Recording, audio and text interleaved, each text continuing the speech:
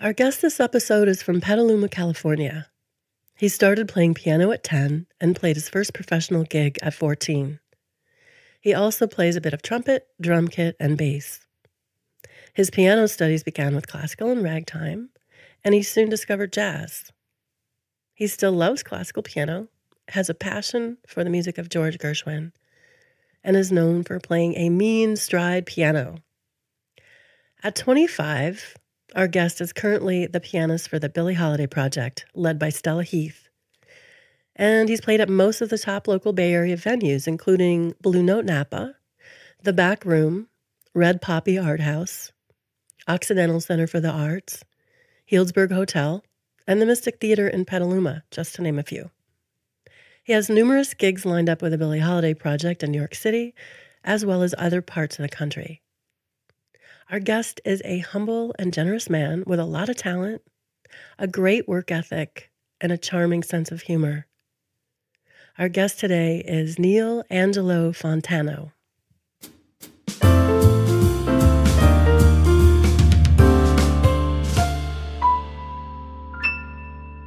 Welcome to Meaningful Musical Conversations, where words are music, hearts are melodies, and harmony is our vision. I'm Jill Meunier. I'm Daniel Townsend, and as always, thank you so much again for tuning in to our Meaningful Musical Conversation. Today, I've got Neil in the house today. How you doing today, Neil? Fine, doing very well. Very good. Yeah. Thanks for having me. Absolutely. Thank you so much for coming out today. We really appreciate you having on. Yes, we're really thrilled to have you, Neil. My pleasure. Things to know about Neil real quick. He's a pianist. And how long have you been a pianist? I have been a pianist professionally, you could say, approximately since the age of about 14, 15. Wow. Yeah, in some capacity or another. That's when I started kind of earning money doing it, you could say. Wow, that's incredible. Yeah, what was your first gig like? Very part-time. Oh, I do remember. My first gig was, I believe I was 13. Yeah, I was 13 because it was a while after my first gig. Okay. My first gig, though, was a wedding. So it was a private event down in Marin County, somewhere out in the beautiful countryside up in the hills, And it was a wedding in a huge sort of manor, like a residence, and it had the caterers there and the whole thing. And so I didn't play the ceremony, but I played the reception and that sort of thing. So I played, I think, about a good solid hour and a half worth of solo piano. Wow. Maybe a little less, but it was a lot of classical and a little bit of ragtime and kind of things like that. I was fairly new to the piano, too. I began playing when I was 10 and a half and started taking lessons when I was 11. Wow. So it was just a few years later. Right. That's truly amazing. incredible. Yeah, I agree. Cool. Yeah. Wow. Wow. Part of me is jealous that you were able to do that. Me too. But we're happy for you. Yeah. Thank you. So what was the preparation like for that? As a kid, did your teacher help you kind of prepare for that sort of thing? Oh, yeah. That's a good question. No, I don't even know if he really knew about it till after the fact, come to think of it. Yeah, but my grandparents were, at that time, played a pretty large role in sort of helping me. They were like semi-managerial, helping me out. And I think they kind of helped me get into that situation. It was like a friends of the family type deal. Yes, right. Yeah. So they kind of helped me. But as far as the musical side of it, I kind of just played everything I knew because it was about an hour's worth at that time, maybe a little more. So that's really, really cool. It is, yeah. Do you remember any of the pieces, I'm sure you do, that you played? I played a little part of a sonata in C major, the popular one, K45 or something, Mozart. I played maybe a Chopin prelude, and I may have played a Bach invention. Let's see what else I played. I know I played like Maple Leaf Rag, Scott Joplin. And yeah. That's what I grew up playing on piano. Me too, neat. actually. Oh, I didn't even know that. Mm-hmm, mm-hmm. That's how I started. Okay. I think we mentioned this in a previous podcast a couple episodes ago, but started on mostly ragtime is what I learned when I started out. Yeah. It's an interesting way to start, but yeah, I enjoyed it a lot. A lot of good rhythm. Yeah. Indeed. Yeah. Where'd you go from there? I mean, if you don't mind me asking. Oh, of course. So I continued piano lessons. I had interestingly enough, my piano instructor was actually a guitarist. So I wasn't with her for too long. She actually, I think, moved, and I had a different instructor who graduated from Sonoma State, and we worked on a lot of different stuff. a little more blues oriented, a little more like popular tunes, Oh, you know, okay. Vince Guaraldi, Peanuts tunes and stuff. Tried to kind of work on that. Right. Yeah, that was basically my piano career. Kind of ended there because I started learning guitar, and then that took over. Unfortunately, still my biggest regret probably was just not continuing with the piano as much. Today, I'm kind of back on the horse a little bit. There you go. Compositionally, though, Okay. Nice. that's sort of it for my piano world. Very neat. Yeah. All right. So Neil, you progressed so quickly with the piano. I'm wondering about your practicing. What your practicing was like. Yes, good old practice. Well, I would say with confidence back then, maybe slow to start on this, but at one point I was practicing maybe 6-7 hours a day. Wow. Okay, listeners, you can't see my face of utter shock when he said that. I think, but wow. No, that's what it was.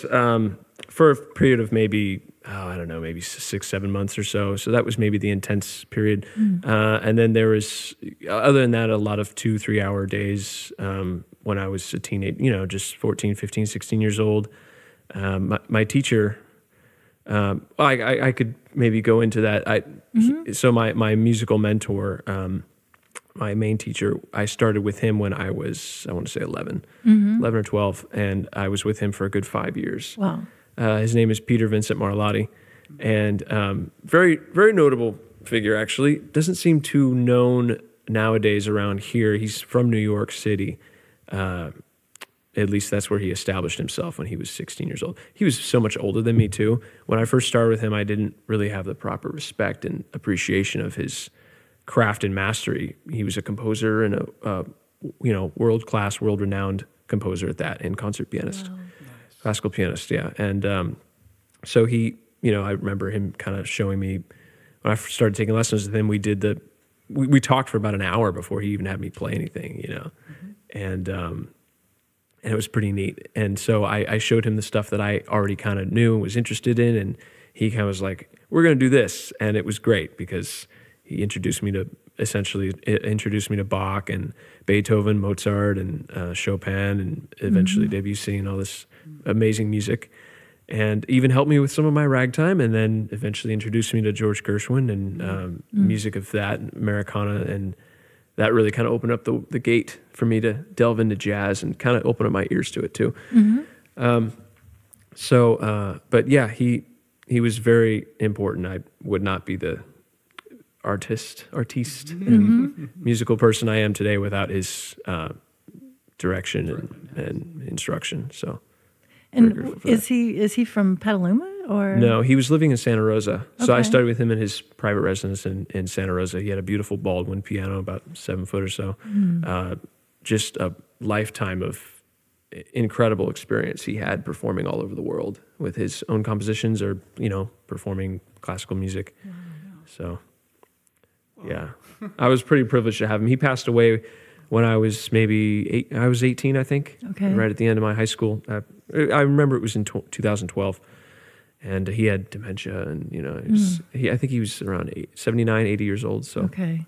yeah, I do miss him, but I've very recently kind of delved back into that repertoire and try to continue on that path. So. Well, speaking of that, yeah, I just recently saw, I think it was an Instagram video that somebody posted of you playing in Piedmont in Oakland, playing a classical piece. Oh, This was just a couple days ago. Oh, I wonder who did that. It was really amazing. Yeah. Oh, Do you remember sitting at that piano playing that? Oh, that's funny you asked that, because that particular piano, I don't know if I'll ever forget sitting at that one. That was a gorgeous instrument. And this was in Piedmont. And what was the location of that? So that was building? Piedmont Center for the Arts. Okay. Up on the hill, nice little building. That was with the Billie Holiday Project. We played there, and we performed a whole set. And at the end, I just could not stop playing that piano. Wow. It was incredible. It was a Steinway. I've played several, more mediocre Steinways. This one was like in full top form. Fully cared for.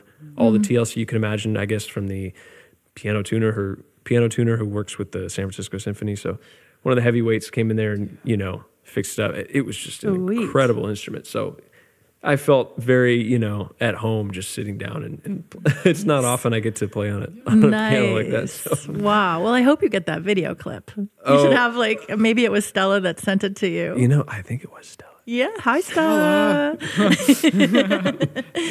As a not much of a pianist, and I have a feeling some of our listeners don't play either, I'm kind of curious what makes a piano like. What is it about that Steinway you played? What is that really pops? Well, I can give you only how should I say this? Surface level details on the technicalities. So, of course, basically speaking, what it's made of, the wood, and how it's put together and assembled, and the quality and all that kind of thing. So the engineering and the mechanics that go into it is a big part of it. And Steinway has their own sort of approach to that. But this piano in particular, I think it was not only is it well maintained, but like just that the action on it was perfect for me. In a way, I'm kind of plugging this venue for piano's sake. It's a personal thing for me. Some other pianists might have different opinions, but the tone of it was incredible. The timbre, high end, the resonance of the low end, the depth of the bass notes and the strings, it was just very full and not too sharp, but just like the perfect balance of warmth and kind of like a proper amount of boom, so you almost feel like you have a bass player there when you're playing those low notes, and there's just power behind the sound. You can really get a huge sound out of that thing, and then also a very soft, nuanced, sensitive sound, and it's just great. Whenever I play on a great piano, it's very inspiring. Wonderful. Yeah. You just mentioned the Billie Holiday Project. Tell us a little bit about the Billie Holiday Project. Okay, well, the Billie Holiday Project is a conception and creation essentially of Stella Heath, who is the band leader and singer, vocalist, and so she wanted to create something that was a little different from what she had normally been doing for French Oak Gypsy and that ensemble that she had, as she still has. And so this is more focused on the classic swing and vintage jazz of the 1930s and 40s and somewhat 50s, centered around Billie Holiday, who is this sort of like very mystical yet kind of popular figure in jazz, in all of jazz really, especially as far as singers go. And so she dedicated it to her. And so as far as like the band and all that sort of thing, I think it may have started just, I know this guy, he'd be really great, and we kind of pieced things together. I remember trying a couple different things out in the beginning, but there's a chemistry that we've sort of found with our sort of current iteration and incarnation that's been pretty great. So that's kind of what how things go. And it's usually a 4 or 5 piece band. We have a reed player, saxophone, clarinet or something, and then piano, bass, drums, and Stella. And it's really great. Our bass player, Trevor Kinsell, also plays the cornet, and sweet. Amongst other things, right? Yeah. But he's so talented, and he enjoys picking up the cornet and dual wielding that with his bass and trying to do both at the same time. He's really fun to watch, I have to say. Great. That's great. I never cease to be amused. In terms of performing, I'm wondering if you played recitals with your classical teacher, and how you feel about performing. Because I know for me, I had a lot of performance anxiety, and growing up playing classical piano, I literally refused to play recitals. There was one that I did, but that was basically it. It was just all for myself. But you clearly, are a performer, and I've seen you on stage, and you look very comfortable, and I'm kind of curious about all of that performance. Okay, well, thank you. I think I certainly had a lot of nervousness and stage fright for a while, and occasionally it still kind of comes up. I've learned to manage it pretty well, and I'll get into that in a minute, maybe how I kind of overcame a large part of that. But I was nervous for a while, and so when I was young, I did do some recitals. My teacher hosted some recitals, largely at his house, and then I know we had one at I think it was the JB Piano Company store down in Santa Fe, and he did like an annual thing there, And so I did have some early performance experience. And for a while, he had several other students. I think he had at one point 10 or 12 students aside from me.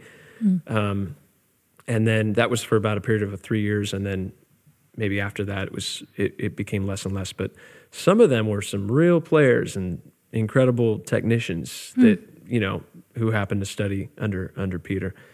And it was pretty inspiring. I was not a standout at that time, aside from playing, like ragtime, which none of the other students really played.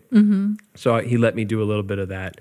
Other than that, it was, Beethoven Sonata this or Bach Prelude and Fugue that. And I always wanted to memorize my music because somehow I naturally felt very hampered and like having music on the on the piano. Yeah. And I know it's, you're supposed to adjust and it develops your sight reading and that sort of thing. And that was kind of like a gap in my early musical education that maybe persists in some way. I've had to do it a lot more, so I've gotten better at it. But it just felt so much more natural to internalize the music and then interpret it freely from my own, take on it. And then, of course, at the high levels, that's what you're supposed to do. Right. But the added anxiety of having the music in front of me made me even more nervous. Oh, interesting. So I knew I couldn't even attempt to perform with music in front of me, and I kind of still feel that way. No matter what kind of music I'm doing, or even if I'm playing another instrument, I want to memorize the part. Yeah. Having the temptation to of the music in front of you, sometimes even if you don't need it, looking at it will kind of screw up your rhythm as far as your internalized feeling of it can kind of get washed out because you're thinking about the notes on the page. I find that happens to me as well. Well, I know, and it's somewhat counterintuitive because it's like you would think, if you have it there, it's helpful, and it can help remind you, and it has served that purpose in the past, I think, for me. But usually, it's just better for me to just make it a part of me, and then I'm just kind of like opening that little locker and just say, here you go. Nice.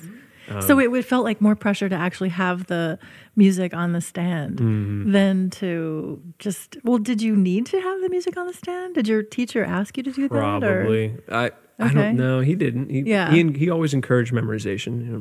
Most of the students, or I would say over half of them, did memorize all their music. So that was my recital experience, and not too much performance until I was maybe a junior in high school or so and started playing more in a jazz realm with student-led bands and whatnot. But yeah, so what to getting back to what I was saying, what helped me overcome the anxiety and stage fright in large part, I must give credit to my musical theater education and my friends in that world. Absolutely. So my first step in that direction may have been around the same time, may have been introduction to drama class at high school, probably. Yeah, my family's fairly theatrical too, so not professionally speaking, but just very animated, and on both sides of the family, there's sort of a lot of thespian-wise, sentiments and mannerisms, you could say. Yeah. It's a very kind of just boisterous sort of dynamic. And so they encouraged me to pursue theater in some form, acting and whatnot. And so I did introduction to drama in high school, and that was pretty great. And then I think that same year, I did my first musical at Cinnabar Theater in Petaluma. Oh wow! Yeah, so it was very it was very fun. It was Lady Be Good, which is a musical by Gershwin, of course. Yes. And so that caught my interest right away. Yes. And so my brother and I both actually signed up for that, and my mom really pushed me to do that, and I'm glad she did because it was really new being in that environment with a bunch of other kids and a lot older kids, and in many cases, and there's so much talent congregating at that building going on. We're just I was mesmerized and quite captivated, but even the vocal skill and some kids who were still in high school had all this dance training and fine vocal training and all this stuff. And so that was kind of opened my eyes, wow, this is a whole nother world of performance and music that I didn't really know about. I was only like 14 at the time. So okay. Well, Neil, were you actually singing and dancing and acting on stage? Yeah, I was. Wow. Oh my God. In that particular show, I didn't do much dancing, but there was a couple lines I had, and then playing piano on stage. It was really the next two shows I did. I did two more shows the next 2 years at Cinnabar Theater. It was The Gondoliers and then La Belle Helene, all under the instruction of Eileen Morris and Jared Emerson Johnson, who were the directors, and they were just fantastic and really helped me and my brother. But that's where I got more leading roles, so I had to now learn how to sing and Wow. and act and do all this stuff and dance around and in costume. It was pretty neat. So that really helped me. It gave me a lot of tools to overcome stage fright. So what kind of tools? Because I would still be afraid that I would forget the lyrics or, where I'm supposed to be at a certain time. I've done a little bit of that myself, and it's always, like a thing. Just like, wow, what's going to happen? The show must go on. What is going to happen? Right. Jeez. Sounds like a big exposure therapy session for you. Just yeah, there you go. You could say that. You just get used to it, and you start to trust yourself. You do. Yeah, you kind of have to. And, there's a little bit of trust with who's next to you and who's working with you too involved, and yeah. But you'd be glad you weren't next to me, right? Oh, I'm sure you were a delight to work with. But I think it was pretty cool because because I can remember getting on stage and forgetting a line or two or four at some point, and of course, the fallback is to improvise, but you're supposed to, you're encouraged to maybe keep it on point and in theme with what's going on. So if you kind of know what's going to happen next, you can sort of navigate that better. Yeah, good point. So right, and so I had to do that. A couple times, but I think it was just forgetting that the audience is there. And sometimes if you just, if you can look at one person in the audience and think, okay, I'm just performing for this one person. And for some people, it's better for that person to be a stranger, or for others, it's a family member they can see in the audience. For me, I couldn't really discern a difference. So I just sort of, I didn't really try that. I kind of would look over the audience, or I would look at the whole crowd, and it helps not having the lights on the. Yeah. They do that for a reason. Anyway, right? Oh my God. And you just kind of get in your zone and you just perform, and I guess there's a lot more beneath the surface that's going on, but it's a little different for each person. Yeah. To process. Well, thank you for that. Interesting. I'm wondering where you are. So you graduated from high school, and then what did you do? So when I graduated, when I graduated from high school, I was kind of at a fork in the road. I was like, well, I can go to a music school that my teacher wanted me. My teacher being Peter, right? My music mentor, who I believe had just passed away, or had. I was no longer studying with him regularly. So right around the time I graduated high school, it was kind of like, well, what do I do? Because he was really kind of grooming me to go and, apply and study at a Juilliard or a Curtis Institute in Philadelphia. That was kind of the direction that he was steering me towards. So without him, I was torn between that or going in a more jazz-oriented school, maybe, which Juilliard also serves, but I was thinking, well, maybe Manhattan School of Music or something, or I don't know, because I had gone on a band trip to New Orleans 2 years before that, and I was pretty infatuated and interested in that whole environment, of course. Very different from New York, but also I would say equally as important as far as jazz and the whole culture and history behind that. Absolutely. So I wanted to maybe study down there, or at least live down there. And I didn't really know exactly, but I felt at the time compelled to go and study at a music school. So I went in that direction. I applied, and it didn't work out. I guess I wasn't what they were looking for at the time, but I tried more than once, a couple of years after that. I got a job though before long, by the end of that year, and in retail, good old retail. And, I'm not ashamed of it. I'm not ashamed to say Yeah, it. heck yeah. It was a great experience for me. And speaking of stage fright, this was, I would say, the second piece of getting over stage fright. It's a very real world encounter with whoever's going to walk in. It was a gas station I worked at, so I did graveyard shifts for 2 years, aside from working, daytime. So I did like that for 4 years, and then I worked at around that time too. I went to the JC for a little bit. I studied some piano, applied piano there. Did a semester with Mr. John Simon. Yes, I know and love John Simon. I did the same thing there. Oh, cool. With John, Yeah, totally. So love him. That was great. He was showed me some cool things. It was helpful. But I didn't really pursue the music program there. But yeah, so then I did that and did the day big band there, and continued to work in retail. And then I worked at Target. I had this like interest in doing, a certain thing with the security and wanted to pursue that. When you're young, you're kind of just like, I wasn't entirely impulsive, but I'll just say that, I was like a little bit, I might as well try things out. I want to like see what that's like. So I just wanted to jump into it and like check it out. Because I wasn't like gigging full time. I was gigging, but wasn't full time. And I was at a point now where it's like, well, the college thing is it's on off season, so to speak. And so I'm going to try this out. So I worked at Target, ended up being 2 years. And all of this retail was really great experience for me. Because dealing with whoever's going to come in and patience and when you're working graveyard shifts, there's a lot of sort of like balance. It's like a balancing act, and you have responsibilities, and and different kinds of walks of life would enter the premises. And I remember the night the casino opened. It was down the street. It's in Runner Park. It sort of changed the whole thing. So that was pretty eye-opening for me. And that helped me get over stage fright, I would say. That really kind of pushed me to the next step, because now I had a confidence about sort of saying what I needed to say, right? Whether it was like enacting a policy or learning to deal with people. And it was interesting times. I will say, there's no doubt about it. Yeah, that is such an interesting, comment or story about how you got over stage fright.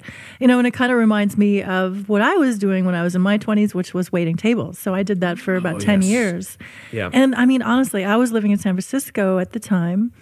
And I would take the bus. So sometimes I had to take a couple buses, and maybe it was an hour and a half, and sometimes 2 hours to get to my job. Whoa, that's great. And I remember just feeling so shy and scared, sitting on the bus, knowing that I have to go to this nice restaurant and be the host, the hostess for, you greet a table, and they're just looking at you to make, everything nice and, be relaxed and help set them at ease. And yeah, that was, doing that over and over and over again. But it was like what you mentioned, Daniel, earlier, exposure therapy. It really, really, really helped me just doing that day after day, night after night, to just like get over it. But I would have to do these little tricks on the bus, to help myself like stop feeling so isolated. Because when I really think about it, it was that I was so kind of disconnected from people around me. And so I was very internal, and especially spending time at home, like my apartment, I might be sharing it with other people, but still there was like the sense of isolation that I felt inside of my own skin, that I didn't really feel connected to the world. So I would do this little thing on the bus on my way. I don't know if you guys want to hear about this, but it really actually helped to get rid of my anxiety. Okay. It's kind of a weird thing, and I made it up, but I'm going to share it with you guys. Share it.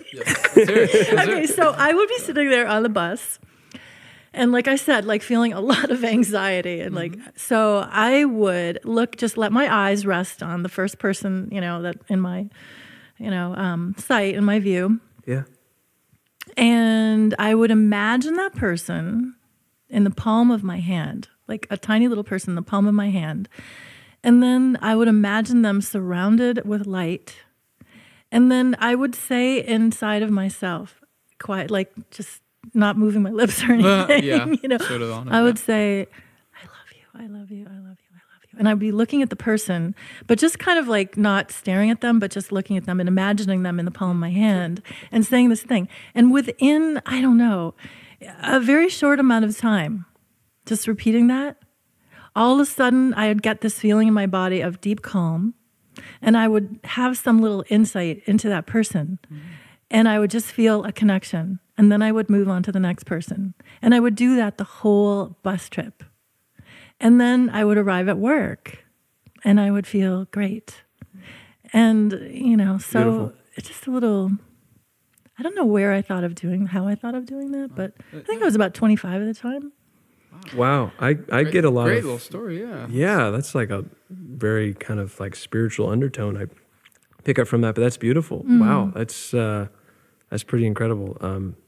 You might want to like copyright that idea or something. Rather cinematic. There's a screenplay right there. I got this Anybody thing. Check it out. try it, There's a film to be written on that one. It sounds like you were making connections with the people around you, even though maybe they weren't aware, but still you're creating a connection like internally, mentally. With other people, and that feels grounding, you know? Exactly. Yeah, that's really powerful. I think like there is something to say, like the more you say something, the more you believe it in a way, you know? There's a lot of people kind of go through this thing where they might not, if you say like, I'm awesome.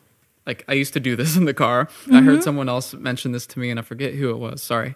But yeah, if you're really down on yourself or something and you kind of just tell yourself like, I'm great, or like, I'm very, I'm good enough, I'm good, or just anything like that. If you say it enough times, you'll likely to start believing it, and you'll actually like, at first it doesn't feel like it's true when you say it, but it'll start to feel that way the more you do say something. So in some way, I don't know, that's kind of what I was catching from your story as well. The more you say you love something, the more you'll really believe that, Yeah, it's kind of a felt sense. Yes. I think that we have all these things going on in our heads that we don't necessarily, that we're not aware of.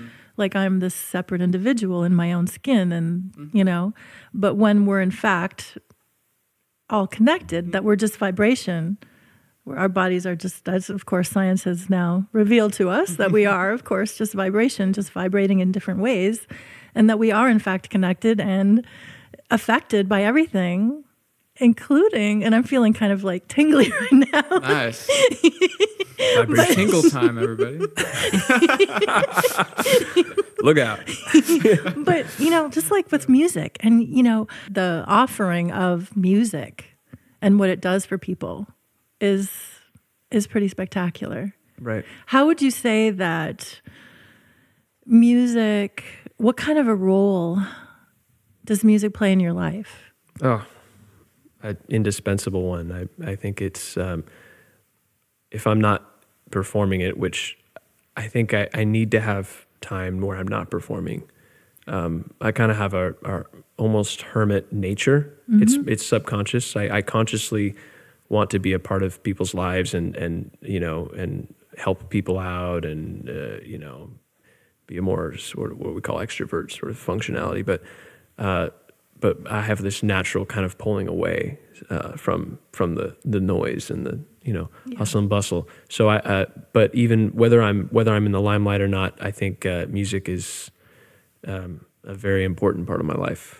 And it probably always has been, even well before I was studying or taking lessons.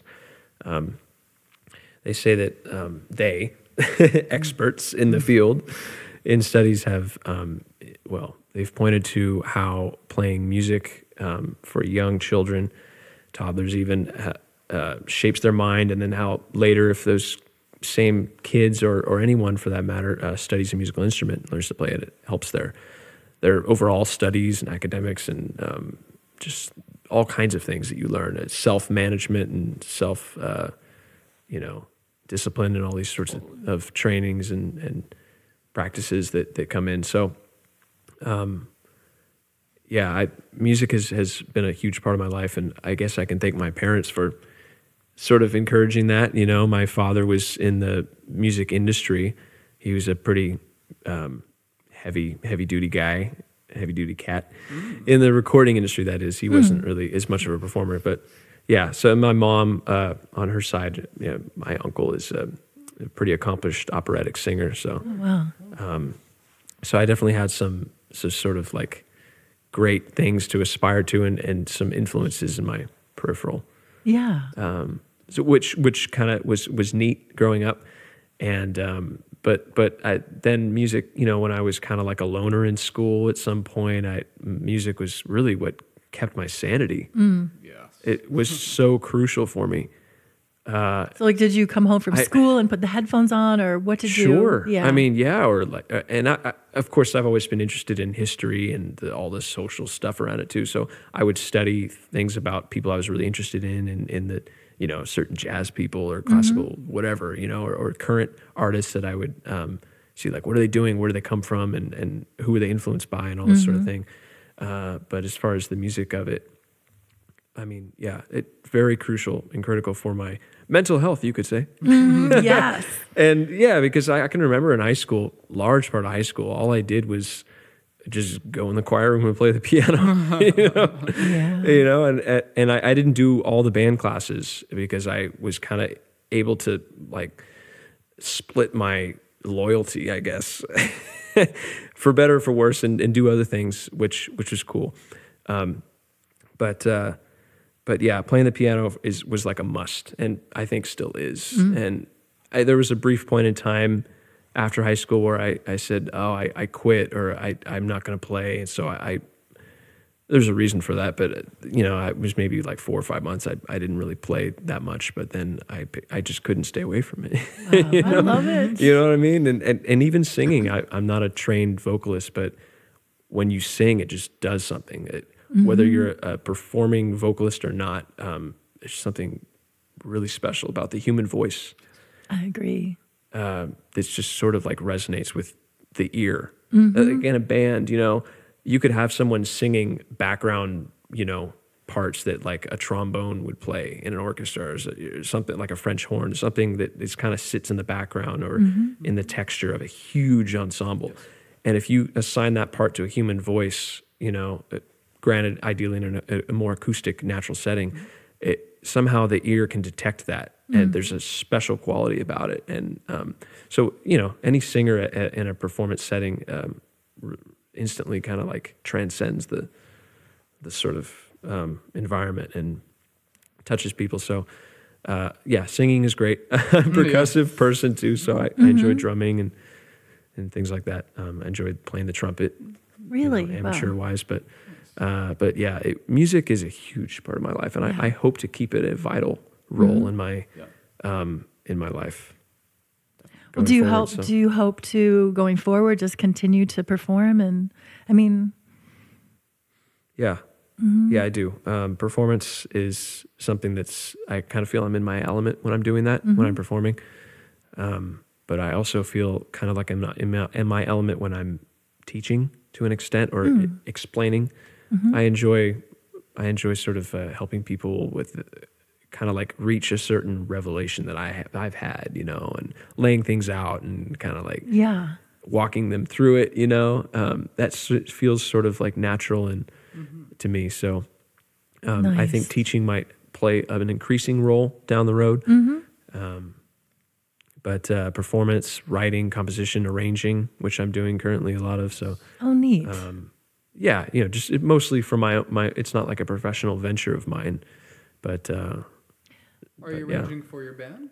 What are you arranging for these days? So arrangement wise, it's you know, I write like little big band arrangements for like, you know, like the high school players. You do? Like that. Yeah, I have like a couple I'm working on. You know, compositionally, I have some things that I did that are more grand scale. For some reason, I never really like spilled out all this material in songwriting. A lot of kids that even some of my peers in high school I can remember talented songwriters and poets and lyricists and things like that. And they just could play a little bit of an instrument, but they had all these ideas and they'd write these, you know, really crafty little tunes with it. And for some reason that never really came super naturally to me. I tried it, and I'm certainly open to it, helping people out. You know, even my dad, who's a songwriter, is like trying to get me to help him out. Sweet. And you know, it's hard for me to do it on my own. It feels like I'm more of a finished carpenter than like, you know, the person who starts. Interesting. Yeah. So your compositions do they include lyrics? No, Or they're all instrumental. instrumental? They're Yeah. instrumental. Yeah, they're more classically sort of informed, I guess you could say, and Right. or structured, because Written that's what I was like trained as, what I know more. Yeah. Written for piano generally? Or No, orchestra? for like orchestra or Gee. a certain kind of like mallet / reed / brass or something, ensemble, percussion heavy. Yeah, you know, Yeah, very cool. various things, So So like if you could just blink your eyes and just have something manifest, like whatever yeah. it is that you want, and you wouldn't Ooh. have to like work really hard for it. You could just like blink your eyes and it Oh, would wow. happen. Christmas What would your gift. like fantasy kind of be? Oh my goodness, that's such a broad question. You might need to ask me that at the end of the interview. All right, I'll we have can an save answer it for for you. later. Yeah, We can let come your back brain to that. subconsciously chew on that. Oh yeah. Be good. I think Stella was mentioning that that you're really into stride piano. Is that mainly like New Orleans jazz and stride piano? Stride piano has elements of it that root from New Orleans, certainly. I'd say it was sort of crafted in New York City, in Harlem, notably Harlem in the 1920s. So starting from ragtime, Yeah. I started with ragtime as far as branching from classical, right? My grandparents introduced me to it. And I was like, wow, this is like classical piano, but fun. And I know that's a huge disservice to so much amazing music. But, as a juvenile, that was kind of my sentiments. Obviously now, I have eternal passion for classical piano and jazz alike. But I started learning that ragtime stuff. And then I heard like Gershwin's solo piano recordings. And those solo piano recordings of George Gershwin's are stride piano-esque, Okay. By and large. It's very theatrical. He's a very visual pianist, which explains all of his, stage writing and musicals and all that sort of thing. So that sort of had an impact on me. That's kind of like what I always wanted to sound like. I always wanted to be able to use the piano and just as one person on one instrument, be able to just create all these scenes and pictures, and a lot of it's influenced, I'm sure, by the French school of classical music and all these things culminating. But the stride piano thing, for me, was just so fulfilling because you're providing your own rhythm, your harmony, your melody, your syncopation, right? Yeah. Because it's kind of like advanced ragtime. And so you could say Jelly Roll Morton of New Orleans kind of like really helped kind of kick that into gear in a lot of ways. And then the Harlem people that I was attracted to were Fats Waller, James B. Johnson, Willie the Lion Smith, eventually Art Tatum. But these piano players really just like championed that style and like perfected, and they were like masters of it. And it's such a full style. So it's just always caught my interest. I wanted to dance to it, and I just loved it so much, and I gravitated to it. I went to the 2005 Sacramento Jazz Festival. My grandpa took me with him, and it was there we heard a few bands that stuck out to me, like I think Blue Street Jazz Band, Jeff Barnhart's like Titan Hot 7 or something like that. And I was just like, wow, this is so neat. And that was like, what they call Dixieland and New Orleans jazz, right? Early jazz, trad stuff. And I did that, just kind of really pulled me in. And so then as I learned more about it, I got into like the bebop and this other stuff, but my heart, I think, has always been in that earlier stuff. Yeah. I just love it. And I seem to connect with people more when I'm playing, recognizable stuff and melodies and, want to dance. If I want to dance to it myself, I'm usually able to convey that in my playing, and then that helps everybody out. So Neat. I just really dig that. But yeah, stride piano is like kind of where I come from. Yeah. Neat. Yeah, that's great. You look happy just talking about it. Yeah, right? Hey, look at that. Dancing on us, yeah. So I wanted to pick your brain about kind of what's going on in your life today outside of music. Are you interested in anything outside of music at the moment? Kind of. Yeah, I have kind of like a dual passion going on here. I knew it. This is pretty, and it's not a person. No. I think I've always had an interest in cooking, right? In the culinary arts of the kitchen. And so I have a very wondrous mind, so I tend to think about like, how did they cook back in like 200 BC or something? Like, that just kind of popped in my head right now, actually. But I was just thinking about like, maybe it's just being out here in the trees. I'm thinking like, oh, what do they use? Like wood and like grills, or like, do they just like dig holes in the ground and like light fires? I don't know. Right. And so I've kind of thought about things like that, and it kind of in tandem with sort of like creating food and how do I say this? So I had a garden that it was like I had some like, vegetables and herbs and things like that. For a couple of years I was doing that. And through gardening, I kind of like developed an appreciation of cooking from a different angle, right? Mm-hmm. When you have to grow your own stuff and pick it and care for it, mm-hmm. and then you bring it to the kitchen, right? Yeah. It's kind of a completion of things, and it's just really neat, It feels really neat, rather than just like going to the supermarket or something.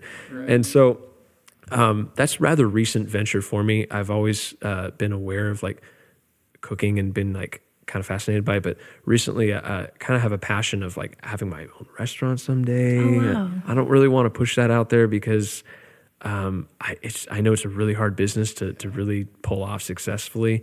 And it takes so much time and effort. That is true. And I know that music is, I feel like music is my calling. So that's kind of like my career path. Mm-hmm. But I certainly love to cook. And I am quite open to studying, culinary arts or doing that sort of thing. So that could be like a secondary passion of mine, you could say. So do you have like certain kind of food that you like to eat? Oh, I mean, pasta never gets old for me. I love the pasta. But I love, I like Thai food. I like Japanese cuisine, a lot of Latin American cuisine that I've tried aside from, Mexican food. Of course, French and Italian is wonderful. I don't know. It's hard to pick like one region. There's so much I haven't tried that I just feel kind of like misinformed even like going down that road. I just had Czechoslovakian cuisine. Really? For the first time was a few weeks ago or so. Where was that? That was out in Inverness. Okay. It was a pretty neat spot, family restaurant. And I was like, wow, this is interesting. Okay. You start to see like certain ingredients that are shared and methods of cooking it. For some reason, that just really interests me. Yeah. But I'm also into like people studies and sociology and psychology is probably a field I could have seen myself going into. I probably should have taken that class in high school. But, oh well. Yeah, totally. It's never too late to study it. And now we live in an age where you can basically, as far as information goes, you can give yourself a college education almost. As far as just pure book knowledge, Yeah, absolutely. Yeah, there's actually a website now. There's a, God, I can't remember what it is. But you can actually, there are different universities like Harvard and Berklee College of Music where you can actually take free classes online. And oh, right. Online, yeah. I can't remember. I want to say edX. I think it's edX. But they have anyway, just for anybody listening that wants to take free classes, they have a wide selection of classes that you can take. It's pretty cool. Neat. But wow, you are a very well-rounded, individual. Well, I don't do masonry, and I'm not a blacksmith, but thank you. And so what kind of things do you like to actually cook? Do you experiment, or are you a recipe person? Well, I've learned that being a recipe person pays off in many ways, but I think it's important to keep that experimental flair going in some way. I did work in a restaurant in the kitchen. I wanted to be a waiter. I probably should have done that too. I think I still could, but I worked in the kitchen for a year at a restaurant in Petaluma, downtown, and that was a pretty neat experience for me. I knew that I wanted to do that when I first started my first job, and I was like, wow, food service, I need to work in a kitchen. I need to be in that environment somehow, some way. So I just kind of jumped in there and did it. But it was actually a restaurant that I started playing the piano at, And that's kind of how I got my foot in the door. So I'd play the piano there. Sweet. Nice. Right, like once a week for a few months, and then eventually befriend the staff, and if the owner likes you, then it's kind of like, all right, yeah. So I wanted to Nice. study under the chef or something like that. It's Petaluma, so. And what is that Rivertown? What restaurant was that? Oh no, not River. It was Rosen's 256 North. Okay. Which is it's downtown right next to the pool hall, but it's kind of a classic, American cuisine place, big place, big kitchen and all that kind of thing. So there was a lot that I learned there and picked up. It was really, really cool. But there's so much more. I just feel like this yearning to want to like be around the top chefs and culinary experts and people who have just like studied all this stuff and done all this stuff and all the techniques that go into like creating the sauces and there's when you dig below the surface, there's a lot of chemistry involved. Of course, there's the artistic element, right? But then you have the whole and then you also have the whole like environmental agricultural aspect. But then there's the almost like a chemical composition and breakdown of how all this stuff works together and temperatures and components and how everything holds together, right? Absolutely. So, I like to talk about sometimes money in music and money. Where is that? Money. How do you feel about gigs and do you have what do you have to say about money and gigs? Oh boy. Well, business. Entrepreneurship. I think that being a musician in the Bay Area is a rather tall order. To make it full time, you really have to be quite the self-promoter somewhere. I don't know. There's ways to go about it that you learn from people. I've learned some things from some people. pretty generic statement. Yes. Anything to share that you can think of in the moment? I'm such not an expert in this. I'm definitely one of those artists who would want a sort of partner managing the business side of things, at least consulting, because I can appreciate being your own consummate artist where you're doing your own booking and you're handling your own money, but you're also focused on your artistic craft. And so, but not a lot of, that seems to be harder to do for most people. So, busking can be useful, in certain areas, right? Good old mailing lists and flyers, of course, but to get more people to gigs. Sure. But I like to compare it to like waiting tables. You brought up, where sort of like whether you're performing by yourself, like if I'm just on a piano in a restaurant, or if I'm on the street with like a couple other musicians, right? Wherever the scene is, it's like kind of creating your own vibe. And so I like to compare it to table service in that I think a lot of people, whether they are consciously aware of it or not, they're looking to the server to sort of create the ambience for them, right? Right. Where it may be like, this is my house. How can I serve you, right? Sort of thing. Welcome to my kitchen or my living room, right? And so that's part of it. Some people might just like look at it as like, oh yeah, get me my food, and so I can enjoy my time with my companion or my party or whatever, right?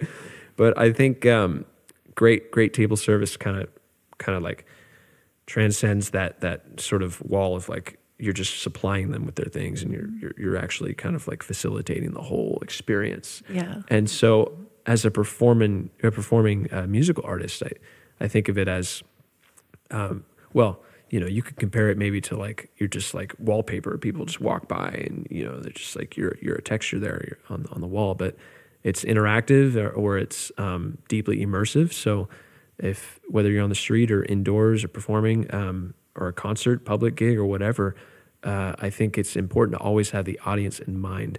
This is something that I like to stress to musicians who I play with, because for a while I just performed by myself. I was just doing like solo gigs, and I somewhat kind of do that still, but recently I'm doing a lot more collaborative playing. So it's really great. It's healthy to play with, other people, not just always solo. But I try to kind of like keep that in mind. And a lot of people I play with are very conscious of it already. But the audience is there, and so I like to be aware of that. And it's not a self-indulgent thing, Once you're on stage, you know what I mean? Mm-hmm. So you're kind of talking about like staying connected, that there's an awareness of the quote other, right, of the audience, and exactly. that somehow that sounds like it enriches the experience for you. It does, but also that it enriches, and maybe because say more about that, how it actually enriches the experience for you. Well, it's very fulfilling to strike that balance of it's not like a calculated thing, but to hit that sweet spot of where you're playing for yourself and you're playing for others. So if I can feel like I'm playing for myself yet serving the audience in a fashion that they're following along and they're loving it, right? Mm-hmm. Then it's like, wow, I've served them, and I've served sort of the overall purpose, you could say. And the experience is just enriched.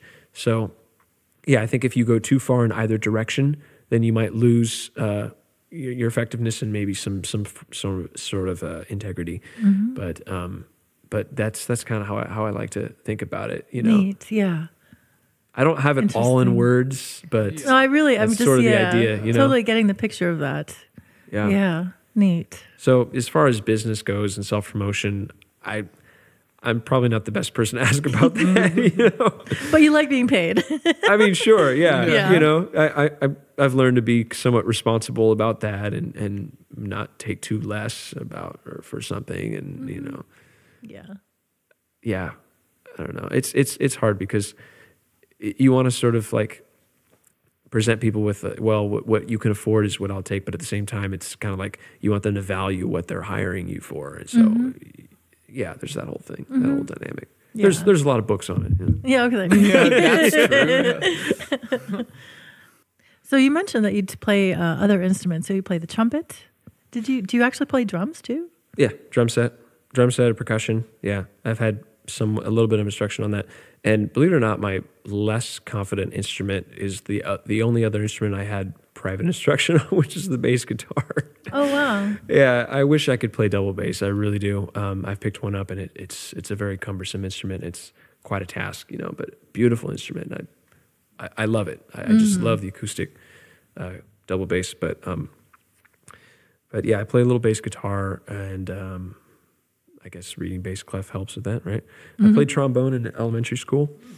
My first instrument was the alto saxophone when I was in 4th grade. Oh my God. Yeah. I studied under saxophone player named Scott Shipper, who gave me private lessons, and he was a really sweet guy and really neat. I think he passed away though. Yeah, he did pass away when he was like 29, and this was some years back. He was a good 10 years older than me, I think, but really great guy. And so he kind of was my first music instructor, really, before I got into piano and started taking music seriously. Because when I was doing that, I didn't really take music seriously. I was probably like a lot of other kids, wanted to just play sports and I don't know, be a government agent or something, or swim, or play tennis and soccer or something like that. But yeah, then I played a little trombone, and then I didn't do band in junior high. But when I got to high school, it was kind of like, okay, I'm going to do music seriously now and do it in all the facets that I can. And so it was towards the end of high school. I'd picked up drums along the way, percussion.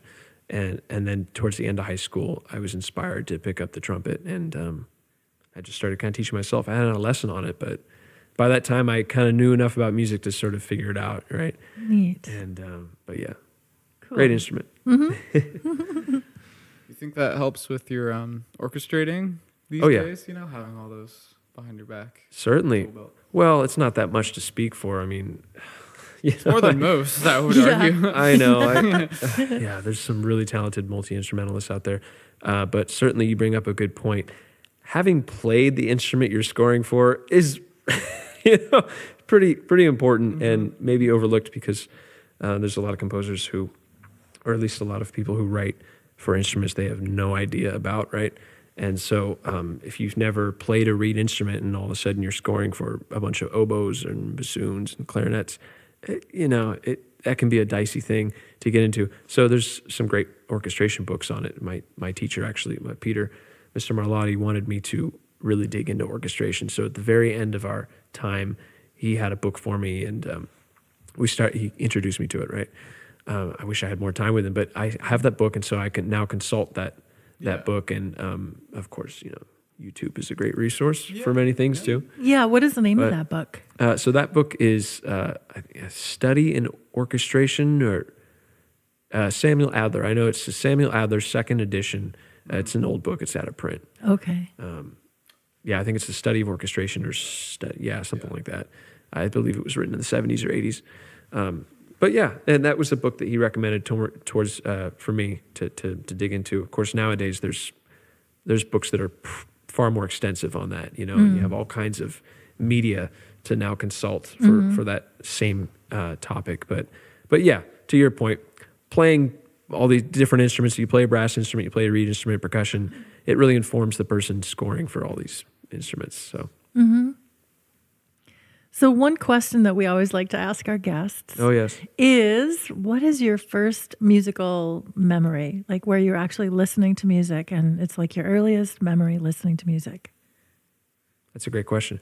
My earliest memory listening to music, maybe it was the Mozart when I was like, 0.05 years old or something. But do you remember that when you had 0.05? I don't remember that, but I'm sure that was like in some sort of vague consciousness that I had up until I was like 5, and then I forgot it. And then my next memory was when I was like 1, right? And then by the time you're 12, you forget about that one. And then, right. Yeah, that's true.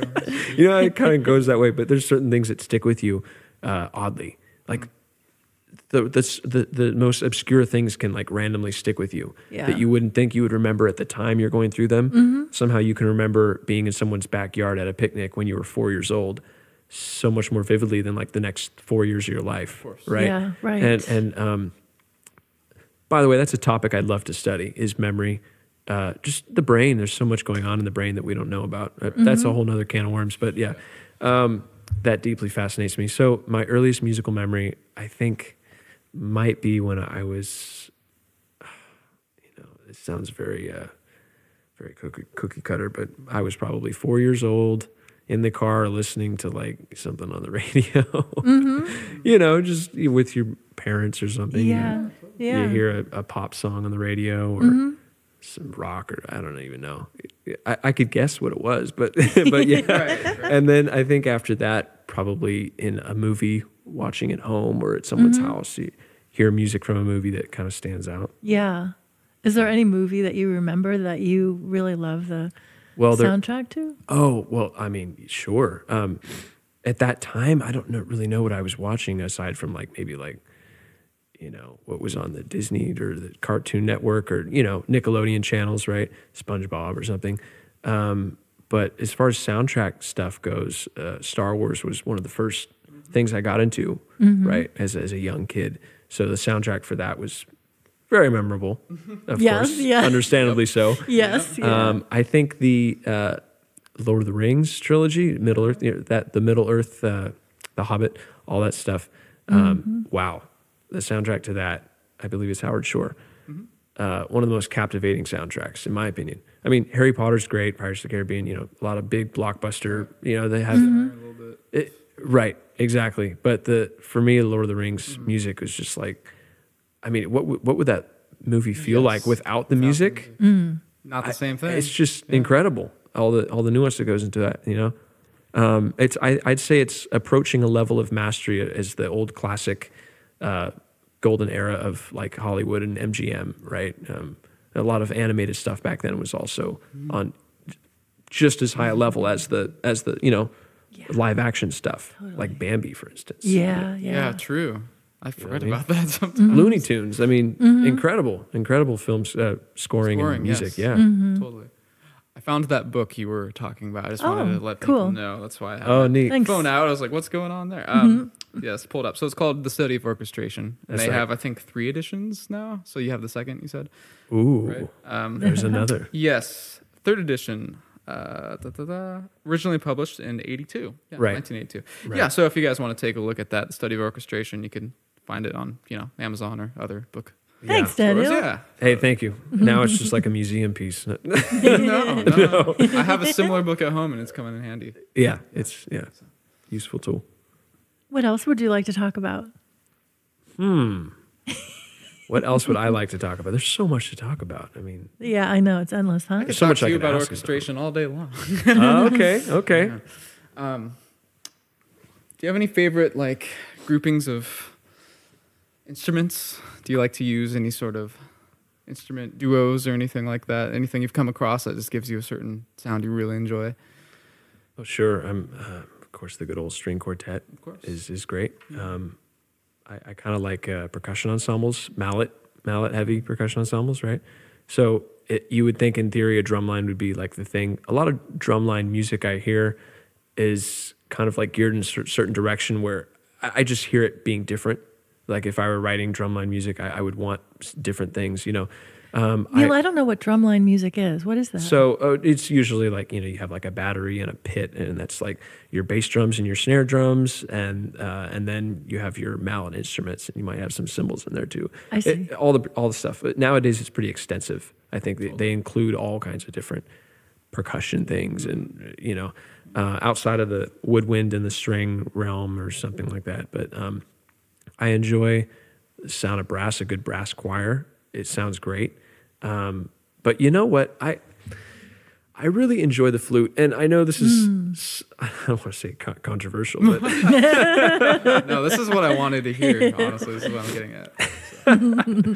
yeah, certain things, certain timbres just like attract the ear, right? And the flute to me, not the piccolo, but the flute is just a really cool instrument. It can be, it's kind of like whistling, and it can be really effective in a lot of different contexts that I've heard it in. That I just think kind of vaguely is over the years being really moved by a passage of classical music or film music or even jazz music where, oh wow, there's a flute solo, and it was just like really neat. The clarinet I didn't always like. I kind of thought the clarinet was just annoying, sort of like nasally instrument. But now I love the clarinet. It has a low register that to me is very warm and just really cool. And as far as pairing instruments, I guess I'm reminded of in a jazz setting, like a muted trumpet with an alto saxophone or a trombone and a tenor saxophone. There's just different things that can happen. And there's so many combinations, though. I can't narrow it down to just like, this is the combination. I just thought you were going to this is the one I use and created. This is, use a bassoon and a euphonium and you'll be set. It's my copyright. You cannot use this pairing. Right. Right. Yeah. The oboe to me is slightly abrasive, but hey, you know what? No ill will that way. It's very effective. Sure. That's awesome. Thank you for sharing that. Sorry, I can't give you more in that That's direction. okay. I can point out certain instruments, but as far as combinations, I don't have extensive scoring experience to maybe speak from informed experience of like this works really well, and and actually in that orchestration book they get into a little bit of that when you like stack like clarinets and oboes really close together versus far apart, and how you voice accords using the flutes, all the woodwinds and the brass and things like that. So that's pretty neat to dissect. Yeah. Now that you bring it up, I find that so fascinating. So that's very cool. Nice. Yeah. Also, from the you're talking about the soundtrack to Lord of the Rings, and what you were just explaining earlier about your compositional style. It seems like maybe those two are related in a lot of ways. Oh, it kind of, you could say that, yeah, because I enjoy an occasional dose of Celtic music and kind of Irish folk material and things of that nature. More or less the acoustic side of it, and vocal side of it as well. And that soundtrack is pretty informed and influenced by, those kind of traditions. So that's pretty incredible for me. But yeah, I don't have extensive, knowledge in that to be able to really give you an in-depth on that one. But yeah. If you like it, you like it. That's exactly. Yeah. Well, I'm kind of like thinking about that question that you said, hey, can we come back to that later? Oh yeah. Oh yeah. You know, the one about the fantasy, whether it's a collaboration or just like if you could blink your eyes and just manifest whatever you wanted, whether it's working with somebody in particular, whether it would be, even, who Master knows? the jaw harp, you know? Yeah, Could be it. a different instrument. I don't know. You know, I've known of some very notable people who, after having a lifelong career at something, like all of a sudden they took up that harp and they just made a thing with That's it. it. Yeah. Jaw harp master. Or maybe there's a venue that, you know, that you kind of have, I don't know. Well, sure. You know, when you're 18, you dream about, you know, oh, I want to play Carnegie Hall, or I want to play this opera house in France or something, you know, or I want to work with like so-and-so. I don't, at this point, I don't know. I'm not really stuck on that sort of thing. Yeah. I kind of just am open to whatever. And I certainly admire a lot of people and a lot of places and things like that, but I don't really have my heart set on one thing. Maybe I'm in a transitional stage. Hey, maybe, you know, maybe things are sort of shifting for me in my sort of projection of my musical expressions, you know. As far as having like a fantasy, I mean, like, do you like to tour, for example? I didn't want to interrupt you there, sorry, but Oh, no. Go ahead. yeah, do you imagine yourself like touring, or staying in one place, or recording, or doing film scores, or, you know, just All of do the you have any above. idea? Yes. Right. Well, yeah, because film scoring would be, if I were to go to music school, that would be the thing I would study, I think, orchestration, film scoring. But the thing is, I don't want to limit myself to writing for films. And I think, I feel like I have more to offer in maybe even like a video game realm. I don't know, you know, or live, you know, stage shows and Broadway stuff. But I'm pretty entranced in piano and vocal stuff. And maybe if I had a fantasy, it would be to just have like a lot of original music of mine written for like a huge ensemble, different ensembles. I have different kind of iterations, you know. I have some of it mapped out, and having that music performed and recorded on that sort of thing. Cool. You know? Yeah. I mean, hey, if it happens someday, Absolutely. there you go. Neat. I love hearing that. Yeah. I'm in a position now where I should probably be focusing. I always feel more pressure to focus on just honing my chops and bettering myself musically and studying more and learning more. You know, so as far as like playing with certain people or going here and going there, I'm open to whatever. Yeah, that kind of whatever takes care of happens, you know? itself as you're working on the music, as you're taking care of the music. Yeah, I It tend seems like to the agree other- with yeah. that. Yeah. Certainly. Yeah, I like that philosophy. Never hurts to just have these ideas, though, like little things come to you, and Oh, certainly. you know, that would be really cool. You know, Yeah, it's doing your more own vague. Yeah, it's more vague for me. Yeah. It's more like I know that I want to be playing piano in an ensemble that has this sort of thing going on. Yeah. Doing this sort of thing. Right. That's kind of how I Sort of think of it. You know? Yeah. Anyways. Neat. Very cool. That's a hard question. You know. That's Yeah, it never is a an hard easy question. one. You know, I haven't even answered that with That's myself right. yet. Have you thought Oh. about it, Jill? Not today. Okay, not today. Later. I'll have to check those past interviews. And, Yeah. We'll create one episode for it. yeah. That'd be good. Actually, that's kind of a neat idea for an episode, is to take clips of everybody's like answer for that one thing. Yeah, I agree. I You like know, that. it's kind of a Put cool all of idea. our fantasies together, call it the fantasy podcast. The or fantasy something. suite. Yeah. People click on it for the fantasy suite. entirely wrong idea. Yeah. Oh, dear. And I'm talking not We've lost this. Well, honestly, if you made an episode where a separate interview where each person came with like, not fully scripted, but like this is like my musical fantasy, you know, and it could be like its own thing, right? And then that'd you be kind of really- compile that or something. Yeah, exactly. Very fun. Might be I a- like that. Yeah, I'm thinking like suite of like, you know, like a suite, a classical music suite. Yeah. Oh, now Not like it's the Bachelorette suite, fantasy suite. No. Yeah. Oh, mercy. Yeah, there you go. I'm liking the the inventions here. Oh my God.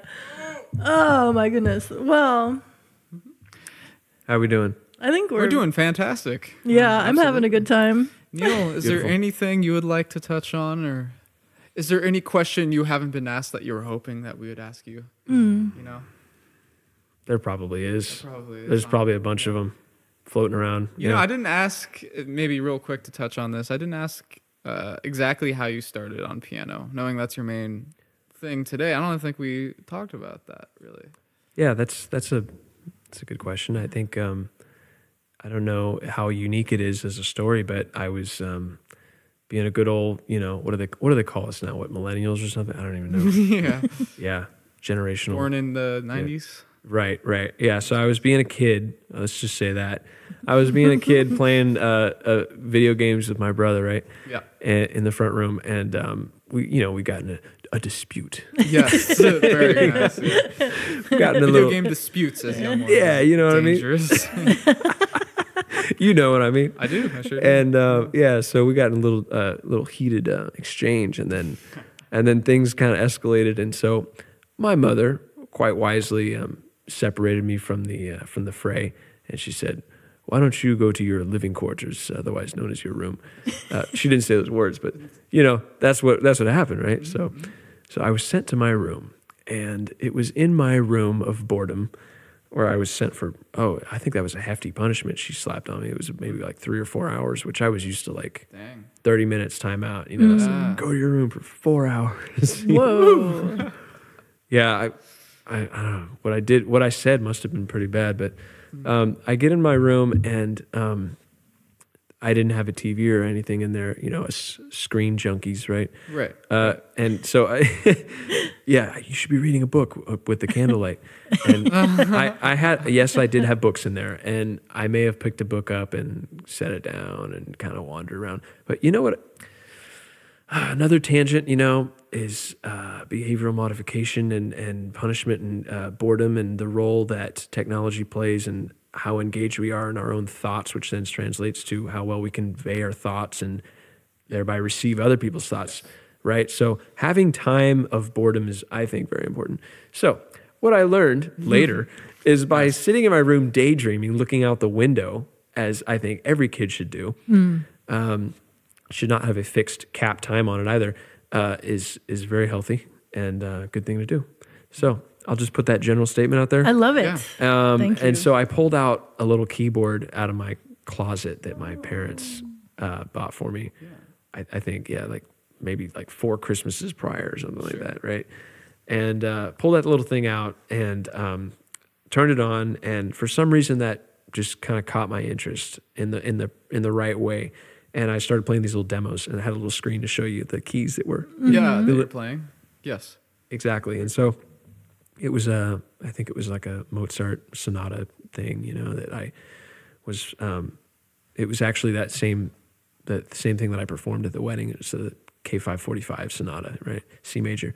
And so I slowed it down. You could slow the tempo down, and studied the keys being played. And I was able to teach myself the first, kind of like the first part of it, right? The first half, I think. I got through, I think, a quarter of that, like, by the time I came out of my room. So having never really played before, or, knowing about piano, anything, I just kind of got on that thing, and I started playing along, and my mom was acutely aware of that. And so then she, sent the light towers to be, lit in the family, quick, everybody, alert the press. Do that again. Do that again. Yeah, right. Call the family over. Yeah. And call the extended family. Yeah. Exactly. This is well before live streaming, by the way. But yes, so she was very supportive with that, and it was pretty cool. Because I was then, I think at the time I was like into rap and hip hop music, right? And I don't want to throw shade at anything, because I think there's great music in all kinds of genres, and there's art all over the place. Things change too over time. So at the time I was into certain artists and sort of thing, and then I just somehow studying that, like playing it, Yeah. just kind of roped me in, and I developed just this really interesting like captivation with classical music, and then I wanted to hear it. My mom was kind of already into it, and her side of the family loved classical music, so that worked out for me. I know a lot of kids who may have been in the same position grow up in environments where even if they have musical parents, they might not have family that is into that sort of thing at all, right? Yeah. And so then they kind of like, maybe it gets, worst case scenario gets stifled, or they have to go elsewhere and reach out and branch out and have their musical sort of aptitudes fostered and facilitated in a certain environment. So I think I consider myself privileged and certainly blessed and grateful to have just in my immediate sort of environment, family that was supportive and took an interest in it. So got me going. But yeah, that's how it started, just on a little keyboard in my room. It's a great story. That's really cool. Yeah. That's neat. Very, unique story. I mean, I wasn't expecting that at all. That was cool. Yeah. Huh. One never knows, do one. No. Yeah, it's just crazy to me that you could have done that exact thing in your room with your piano and walked out and had your mom maybe not noticed, or had you not decided to show anyone, and could have just, I don't know. I'm sure the spark would have kept in you. You probably would have sat there and done more of it. And would have fostered, right. And how interesting that it actually came from like a punishment. Yeah, that's such an unusual. Wow, like, adversity turns into like taking a negative and making it positive. Look at that, yeah. Out of hardship comes triumph for you, and growth, and all this great stuff. Yep. And the great thing about boredom, and when it's like, like, what can you possibly do that is going to, just having all that empty space, like long blocks of empty space, fosters that creative energy. That's so important. It so really great. Is, limitation breeds creativity. So, now it's like we have all this stuff accessible to us, right? Technologically, musically, anything. And it's great. You could consider we're living in like the best time ever for that, as far as having natural resources and raw material there. But then there's like, maybe if I don't know if it's a cynical outlook, but there's a detriment to having everything there and developing an apathy about pushing yourself and kind of pursuing things naturally and in your own brain, right? And fostering a sort of creative expression. Yeah, as you talk about that, Neil, I'm thinking about I wonder how much of a role it plays in people's lives when artists, musicians, whatever they are, musicians, dancers, whatever, all the stuff that we see on TV, where there's such an emphasis placed on being like the star and being so great at something that it kind of almost inhibits people from just actually experiencing the joy and the pleasure and the hard work, of actually doing these arts, putting the time and the effort in. As I'm saying that, I'm also thinking the opposite, because I do know that some people are really inspired when they see these people performing, so it could work both ways. The dance shows or the voice shows. Right. Yeah. No, that's very insightful, because when you're on TV, of course, you mentioned TV, it's like a whole nother like amped up level of like, excellence and performance. It's like, you're in show business now. Everything's like scripted, right? That doesn't mean that, you can't be inspired by something on TV, and TV actually has a pretty cool history of featuring talent and things like that. And maybe it has become more synthetic as time goes on. Maybe it was more natural back in the day. I don't know. I didn't live back then behind the scenes, but certainly that's a worthwhile thing to contemplate. Just the power of the beauty and the power of doing something, whether it's a musical instrument, where you don't have to be great at it. Yes. But, just in so many cultures, music and dancing or whatever, it's just a part of life.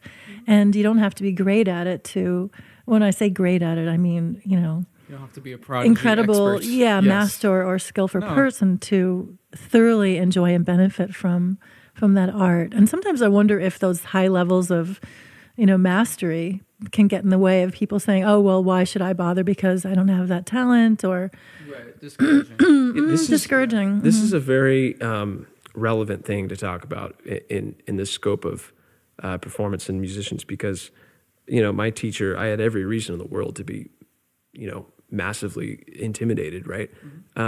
But I think it was his mentorship. So having someone that kind of like mentors you or believes in you helps you believe in yourself, and so that's pretty important. But when you don't have that, even in a family setting, I mean, music is such an integral part of like culture, and so it's like at the same time you want to inspire kids studying music to pursue excellence and believe in themselves and push for the best, right?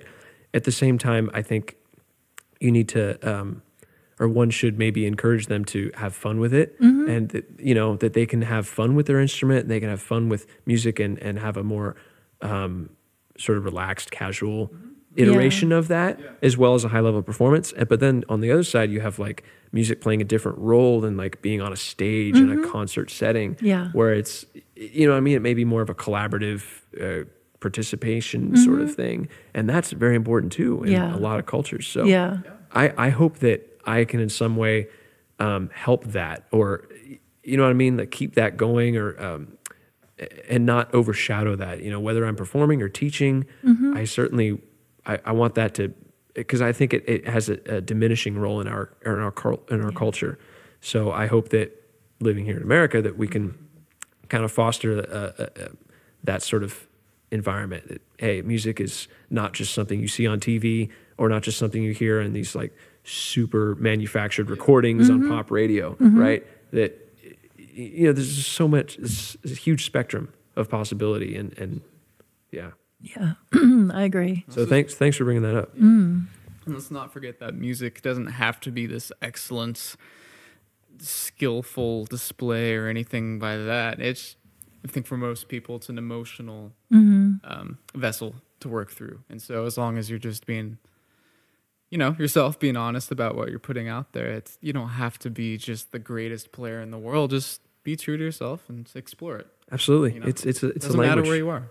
Yeah. Right. It's a universal language. So absolutely, we shouldn't, isolate it to being, concert art, right? It should be art. It should be art and language that can be enjoyed and entertained by all walks of life, I think, at any time, anywhere. Yes. Yeah, I really agree. And maybe that's a sensitive topic for me just because of how I grew up, where,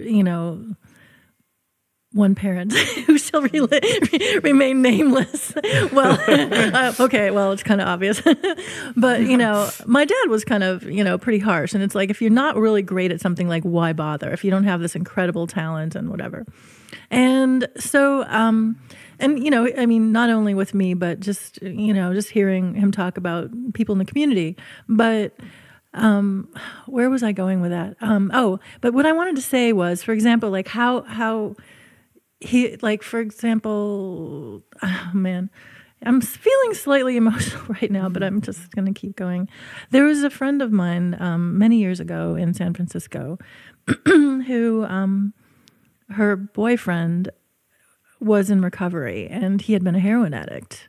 And he had been in recovery for a couple of years and was doing really well and was a leader in the community. And one day she called me up and she said, she was just screaming, and she said, oh my God, her boyfriend went out and basically overdosed on heroin, which was just like shocking. And she was just completely like screaming and just unraveled. She just was kind of out of her mind. And so I said, come on over. She came over to the apartment. And I remember at the time, I had an electronic keyboard, and this is many years ago. It's like 30-something years ago. And I'd been playing, some French things like Darius Milhaud and some Janacek music, Leos Janacek. I love him. But anyway, it was kind of she said, Jill, will you please just like play the piano? And so she sat there on the couch, and this is like right immediately after she had just discovered her boyfriend was dead. And I just played for her for a couple of hours, just this slow, music, and it somehow, even, I guess my point is like I wasn't a great player, but there was still a gift to be offered in making this human contact and somehow healing. So it's so important that even if we're not, I'm not a fantastic player or singer, but if I can like touch somebody, and I've started this late, and it's like I'm almost 60 years old, and I only started this 7 years ago, and I could be saying to myself, which occasionally I do, like, what am I doing? Why do I focus so much on this, put in so much time and energy? But it brings me great joy. Exactly. And I'm shaking my head in approval right now. So important. Therapy. I mean, music in a care home or in hospitals. Or, with animals. So many animals were super responsive to it. I mean, wow. Lisa Spector, do you know that name? She's actually a classical pianist. She lives in Half Moon Bay. I actually grew up with her in high school in Syracuse. Yeah, and she's actually created a whole music program for dogs. And so she has a couple of CDs out. She's a classical pianist. And so, Lisa Spector, she was, I don't know, in some news shows, like national news shows, like with her CD. Apparently she's really, really helping a lot of animals with her CDs. So her name is Lisa Spector. That is so cool. Wow. I mean, I've seen like the elephant, standing by the piano and playing Bach or something, It's just so neat. And I mean, it's incredible to me. Pigs, all the kinds of animals, probably even marine life, sound waves. Good point. Right? Yeah, right. On a personal note, if I can quickly add a recap, when I was playing piano in the living room, my grandparents' house, I was probably 13, 14. For a while, I did that, all the time. My grandfather, who got me into ragtime music, and he loved bluegrass music too. So he loved ragtime, right? And he also loved like Appalachian bluegrass because he was from Tennessee. Okay. And this is on my mother's side. And so we had a dog. They had a dog who was, he was German Spitz and Eskimo, I think, or some kind of, he was like a half and half. Very sweet dog, but he came from an abused background. He was an abused puppy, and I think it was a rescue. And so this dog, his name is Leo, and he's since passed away, but this dog, he and my grandpa were inseparable, right? And so they would be on the couch and they would listen to bluegrass music, and my grandpa would tap on his head, right? He would like keep the rhythm and things like that. And so a combination of that and my piano playing, because my grandpa would always come and sit, and he was the most supportive person to me. My grandpa Bill, he was like, wow. I think without him and Mr. Marlotti, my musicianship and my musical, I certainly wouldn't be playing piano really like I am now. I don't think so. Both my grandparents, but this dog, okay, maybe it was ear training or so, I don't know what it was. Private talks in the back about memorization. Who knows? But it got to the point where I would play the piano, and without my grandpa there, he would instantly hear me from across the house, and he would run over and sit by the piano, or he'd jump on the couch and he would just kind of rest his head.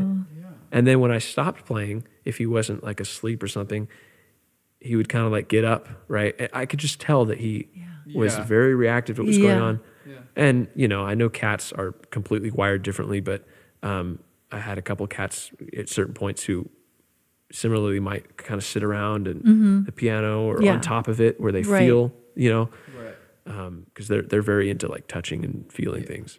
They're touchy-feely. Yes. Touchy-feely. That's why I love them. Right. I love all of them, yeah. And so I just noticed that as a young kid. I was like, that's kind of interesting, but it kind of went over my head. I didn't really grasp it. And so since I've been really interested in that.